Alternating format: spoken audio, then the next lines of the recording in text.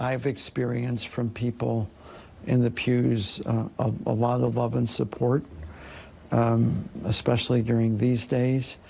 And I do think that people love their priest, and our priests have borne a very heavy burden with this as well. My God, people are attacking the priests of the Catholic Church. That's what William Lori, this Baltimore Archbishop, might want you to believe. But as you see the rest of what was going on, you may wonder why he's saying that. Let's watch more. This is a full accounting. There are details of repeated, tortuous, terrorizing, depraved abuse. Far worse than ever imagined.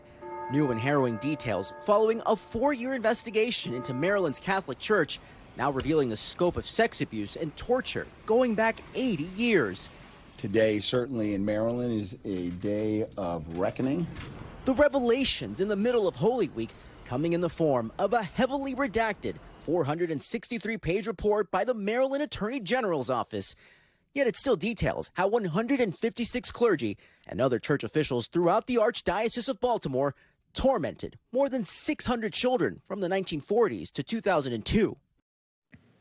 Over 80 years, over 600 children, cover-ups happening. We heard about all this stuff. And then again, as more revelations come forward, you would think maybe the church, maybe the people supporting and following would be like, hold on, let's look into this. Wait a second, you mean victims? And think about the actual victims. But instead, as they go through this report over on NBC News, they still seemed more obsessed about trying to protect and promote the church. It's so illustrative. It's insane. More.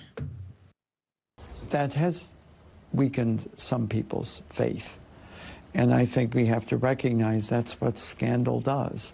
It gives people a reason not to believe. A lot of people, though, have been saddened, but they are steadfast. They're saddened, but they're steadfast. They're going to continue to support us. The reason this is getting brought up again is because Maryland just passed a law on Wednesday to end the statute of limitations for child sex abuse, which has probably kept many people that got abused, as they pointed out, over 80 years stretching from this. Maybe folks that were 10, 11, 12 years old 30, 40 years ago, and the statute of limitations is over, they maybe have some recourse now. But still, this is the way we've approached it. And you would think, the last thought here, for me at least, Sharon, is you would think, so since we're talking about groomers all the time and people coming for your children, and oh my God, we have to make sure we look out for these folks and that ones, and who do we trust our kids around? Many times when folks trusted their kids around these priests, in fact, even some that were abused previous to that, some of these priests took that position and understood this child was already abused and went even further with it. But why are we still trusting them? Why? And that's really the crux of it. I think you played the clip and he used the term saddened but steadfast. If you are saddened but steadfast in the wake of all we've learned, just in this one case is horrific. As you said, the repeated abuse, the most horrific things, seemingly people who went into this service, life of service, so that they could do harm in the most disgusting ways to children. If you can be saddened but steadfast and not question after all that, that's not what faith is about. Okay, I don't like to disparage anyone else's beliefs or religion, but we're not talking about religion. We're talking about something else that is cult-like, and it's just so wrong. It's horrific. Remember several years ago over at Penn State, Joe Paterno was covering for the athletic trainer or someone, whatever, assistant coach. He had a high enough position. He was rampant with his abuse, sexual abuse. And the way. Yeah, Sandusky and the way they treated folks. Now, if people said, hey, Penn State has a problem, and people started avoiding Penn State, which they did, and they got all this, they took down statues, and all these things happened to them. Does that mean suddenly no one should watch college football anymore? What that means is people should pay attention to what was going on in that institution and how that institution covered those things up, and then be wary of it. It's not about the religion. It's about the way they use that religion to then go and victimize folks.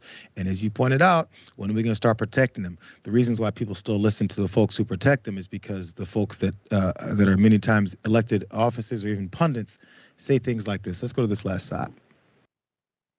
When did our public schools, any schools, become what are essentially grooming centers. And on the other hand, they get offended if we throw around terms like groomer to push back against it. The term groomer, a lot of people don't like that term online. They're very upset, but they're real. Now it's the school teachers who are grooming kids. Look, I've always said that Elmo's a groomer anyway. Just listen to them, and then you won't have to pay attention to the folks who are doing this rampant for 80 years and still haven't changed. Even to this day, as they're worried about it, they're concerned about themselves. Yeah. It's just, it is what it is. Either you pay attention or you don't.